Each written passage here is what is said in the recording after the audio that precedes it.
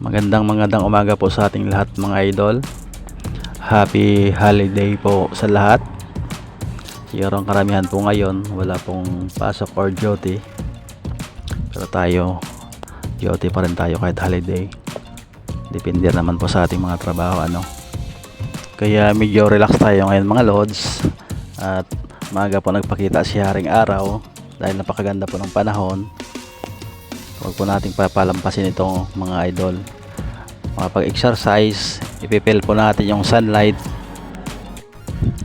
Alam naman natin mga lods kung gaano kahalaga yung exercise sa ating katawang laman. Kaya sana ang bawat isa po sa atin huwag tatama rin mag-exercise mga idol. Kahit 15 minutes every day. Napakalaking bagay na po yan mga idol. Kasi talagang napapatunayan ko yan sa aking sarili Kasi dati hindi pa ako nag-exercise araw-araw. Medyo tumaas po yung aking blood pressure mga lods. Tsaka medyo lumobo ako Pero nung ginawa ko everyday yung exercise 15 minutes nga lang mga lods. Tapos konting diet.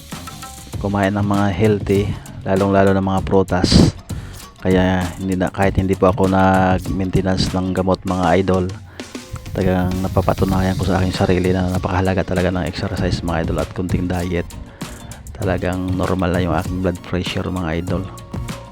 Kaya sa aking mga kapatid dyan na mataas po ang blood pressure or high blood, try nyo po kunting diet, kumain ng mga healthy prutas at kung ano-ano pa dyan ng mga healthy na mga pagkain, at sabay nyo po ng exercise araw-araw.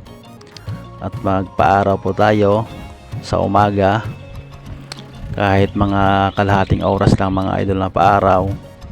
At mag-exercise po tayo araw-araw kahit 15 minutes or lumampas man ng 15 minutes. I-maintain lang po natin na yan araw-araw mga idol, ang pag-exercise at pagpapaaraw at saka diet. Sa madaling salita mga idol, self-discipline or disiplina sa sarili. Alam naman natin mga lods na mahirap din mag-maintenance ng gamot. Maliban sa magastos, meron pa itong side effects sa ating katawan.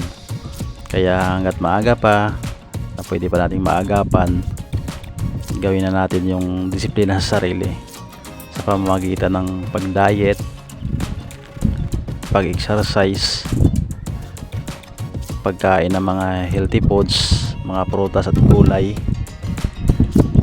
pag-iwas sa mga bawal, para rin yan sa ating kalusugan mga lods. Kaya kailangan talaga ng self-discipline mga idol.